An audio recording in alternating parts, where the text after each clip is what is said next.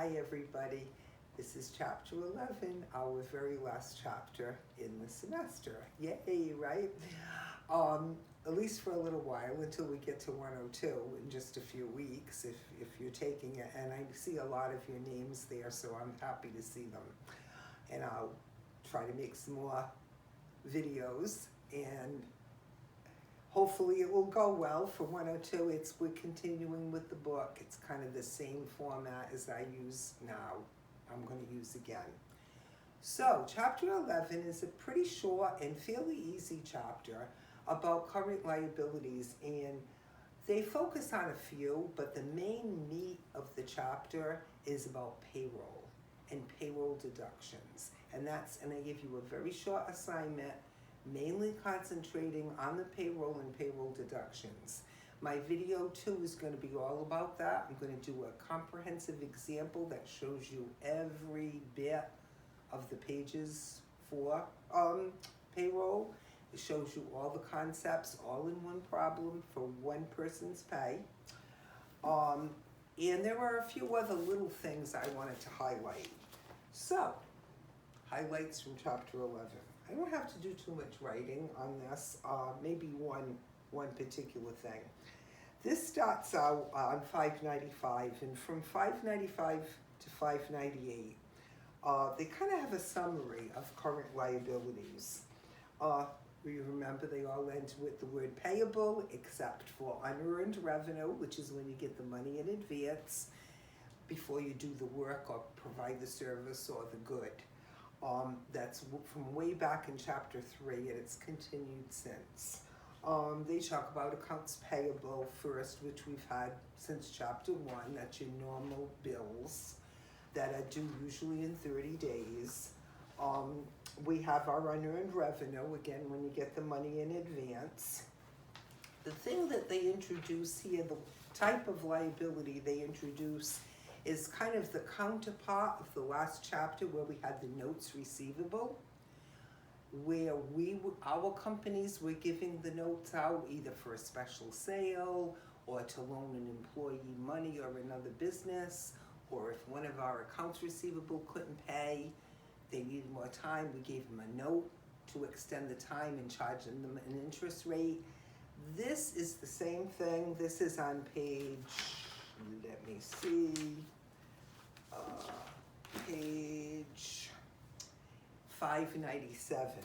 And it's it's the other side of the notes receivable. It's when, in this case, we're taking the note out.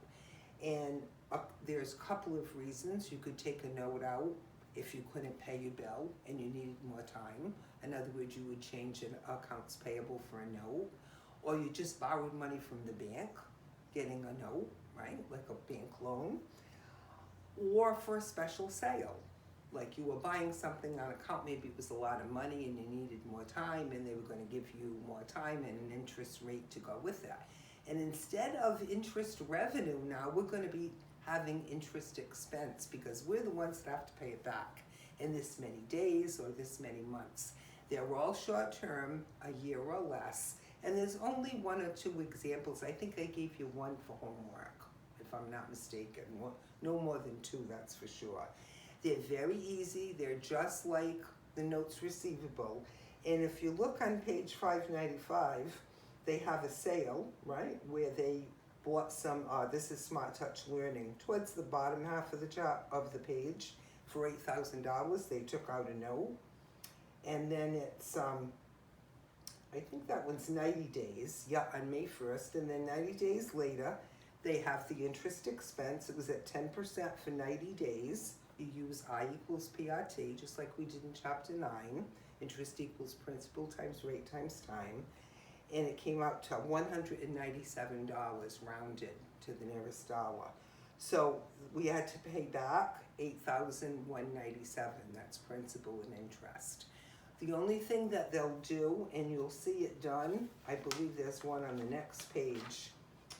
Yes, there is on 598. They show another note where we take money from the bank, 5-month 6% note. The only difference in this one is that, just like they did in chapter 9, they're splitting the interest between 2 periods. 3 months was in 2018 and 2 months happened in 2019. So you have to accrue the interest for the current period, right? And then when it's due in the next period, you'll see the journal entry down at the bottom of 598. We have the note credited when we pay for it, the interest expense for the 3 months in 2019, which was 150, and then the 2 months that happened the period before came out to $100. 6% times 10,000 times 2 over 12. So altogether it was $250 interest for the whole 5 months, split in between 2 periods. And I think you'll see that in the homework problem I assigned on the notes. But that's as confusing as that gets, which is not too bad. The other thing I wanted to talk about very briefly, they throw another payable at you on the page before 596, it's sales tax. Everything's taxable, as you know, except for clothing and groceries. So any business that sells things that has to collect the tax has to give it to the state. They don't get to keep it. So you can see they had Smart Touch had a sale. Their tax rate is 6%. Ours in Massachusetts is 6 1/4. It's 0.0625.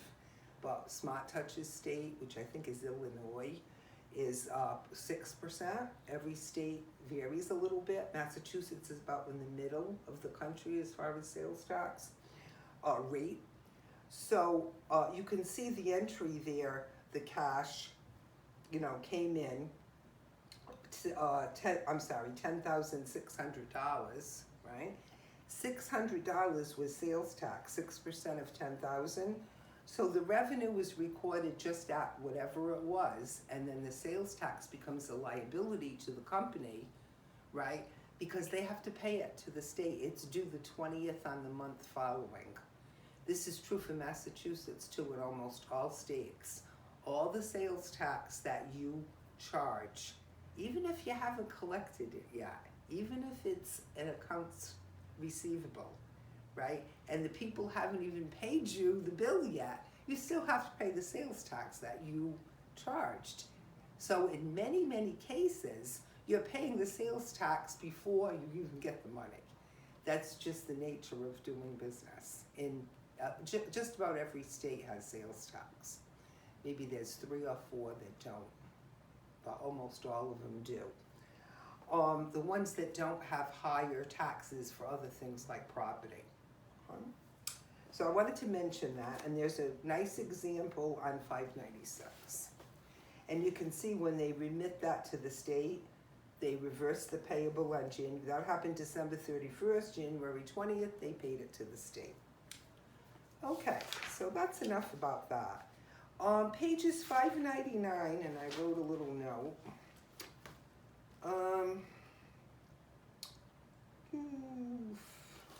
Is that 599? Yeah. It starts at 599 to all the way to 607. Again, it's the meat of the biggest part of the chapter. All about payroll. As you know, what you make isn't what you get to take home because of taxes. Payroll deductions, we call them. Anybody that has a job or has ever had a job knows that gross pay and net pay, take-home pay, 2 different things. So we're going to learn how to do that accounting-wise, how to figure that out, how to journalize it.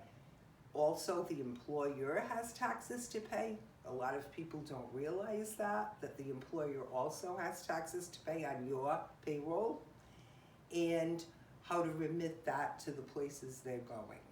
They're going to become payables. We don't get to keep it as a company. We have to send it off to where it's going. The federal, the state tax, FICA, which is Social Security and Medicare. I'm going to kind of skip that in this little video because, again, video 2 is a very comprehensive lab problem that I picked out because it shows every single step that is illustrated on these pages. Not that this isn't a great example. Smart Touch is a great example, and it's worth looking at. But I like the one that I picked out to show you because it's just for one person. So it kind of simplifies it. Yeah, all the concepts are there. Okay, so that brings us up to, it's a short chapter, as I say, always a good thing, right? Excuse me. That brings us to page 607 is where payroll ends. The last couple of pages has some liabilities that must be estimated that are also current. Let me see. Page 607 to 609. And if you're looking at your slides, slide 1141 has kind of a summary of them. Do I have that here? Yes, I do. It has current and long-term liabilities. If you're looking at that slide, am I looking at? Oh no, I'm on the wrong one. I'm sorry. That was 11-7. We don't need to look at that one. But 1141, I should find it since I referenced it. Let me find it.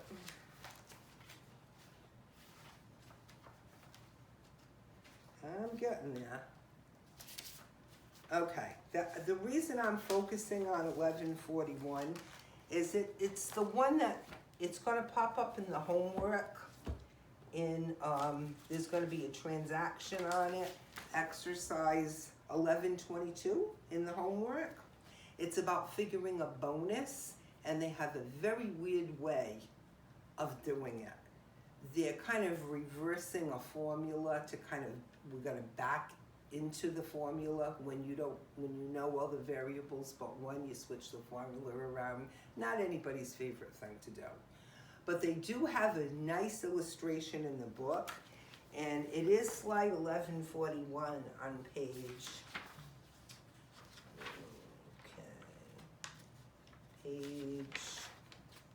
page, bonuses, 607.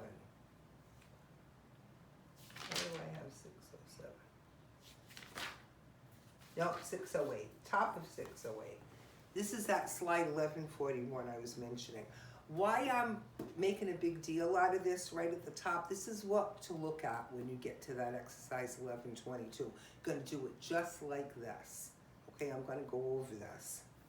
Assume that a company reports net income of $315,000 before the calculation of the bonus. So we know net income. We usually have to find net income. We know it here. The accounting department will calculate the bonus as follows, and it gives you a formula. This is the formula you're going to follow when you come to that question.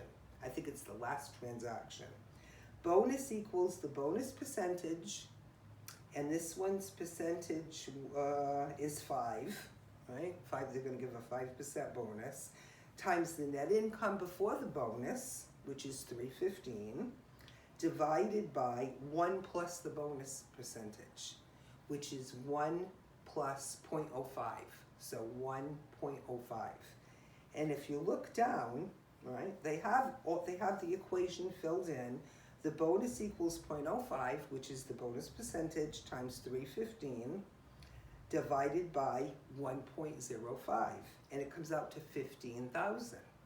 That's going to be the bonus. And you can prove it out. The formula allows you to back into the bonus amount. Why they want you to do it this way, I don't know, they're just trying to mess with us. I think that it's the hard way. Instead of just giving a linear formula, they're reversing it. But this is the way to do it when you get to that one question that's going to ask about it. For example, net income minus the bonus is $300,000. $315 minus the bonus of 15. The bonus of 15,000 is 5% of net income after the bonus is paid. 300,000 times 0.05 is 15,000. So you can figure it out in a linear way once you have that answer. But you have to back that 15,000 in. By reversing the formula, use this. Okay? And just to wrap up this video, I just wanted to mention there are a couple of other things that are easy. Bonuses is on page 608. Pension plans, which they tell you what they are, so that's very straightforward. Vacation pays, also it's going to be in the question. The one thing that's a little bit, not really tricky, but you have to watch out because you have to make an estimate are warranties.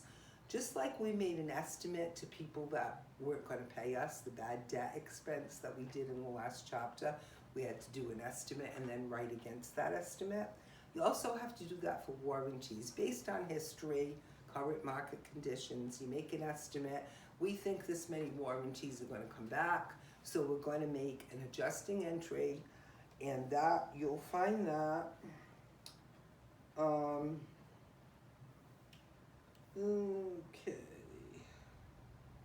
where is it? Well, okay, right at the top of 609, we see at the bottom 3%. They're making an estimate that 3% of $50,000 worth of sales will come back for warranty. In other words, you have to give them money on a new product. And then once they make that estimate, just like the bad debts in chapter 9, okay, and also the returns all the way back in chapter 5 when we estimated the returns that people were going to bring back, that's a thing now. It's the new revenue recognition principle that they came out with about a year and a half ago.